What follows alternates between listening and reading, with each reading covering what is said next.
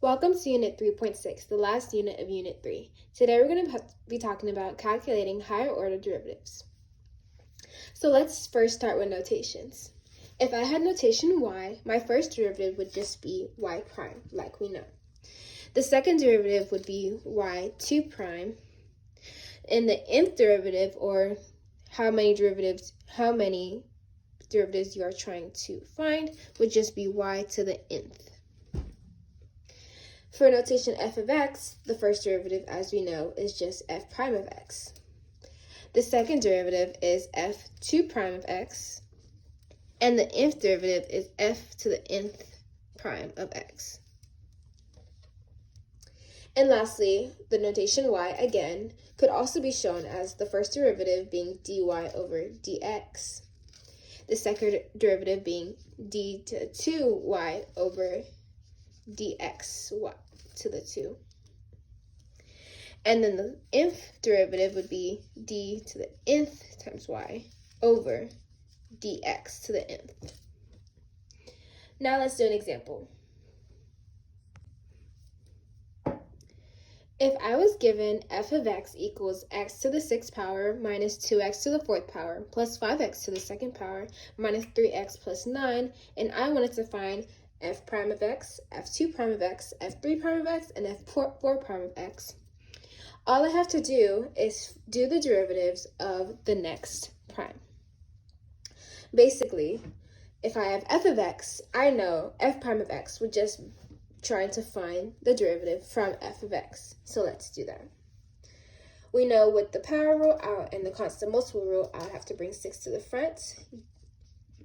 And 6 minus 1 is 5, so I would have 6x to the 5th power, minus, bring 4 to the front, 4 times 2 is 8, 8x, 4 minus 1 is 3, minus 8x to the 3rd, bring 2 to the front, 2 times 5 is 10, bring x, 2 minus 1 is 1, so I would have 10x, minus nothing I have to bring to the front, or it would be an imaginary 1 coming to the front. So I would have 3, and then 1 minus 1 equals 0, so I would just have 3.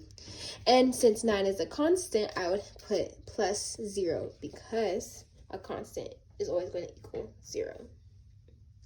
That would be my f prime of x. Now to find f2 prime of x, I take the derivative of f prime of x. So we just do the same thing. Bring 5 to the front, 5 times 6 is 30, x, 5 minus 1 is 4, so I'd have 30x to the 4th. Bring 3 to the front, 3 times 8 equals 24, x, 3 minus 1 equals 2, so I'd have minus 24x squared. Bring a registered 1 to the front, that would give me 10. 1 minus 1 equals 0, so I would be left with just 10, and I know that negative 3 is now a constant, so it would just be 0.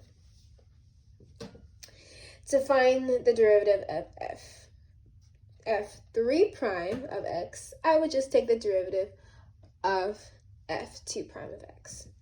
So 4 times 30 would give me 120, x, 4 minus 1 equals 3, minus, bring 2 to the front, 24 times 2 equals 48, x, 2 minus 1 is 1, so it would have registered 1 degree, and since 10 is a constant, it would just be 0. And lastly, if I wanted to find the derivative of 4 prime of x, I would just find the derivative from the f3 prime of x.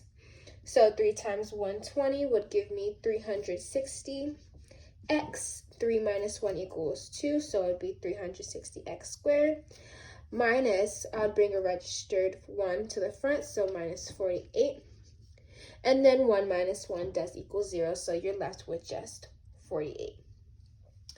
So now I'm just going to erase this 0 because we don't really need it, and this is how you would find f prime, f2 prime, f3 prime, and f4 prime when you're just given your original function.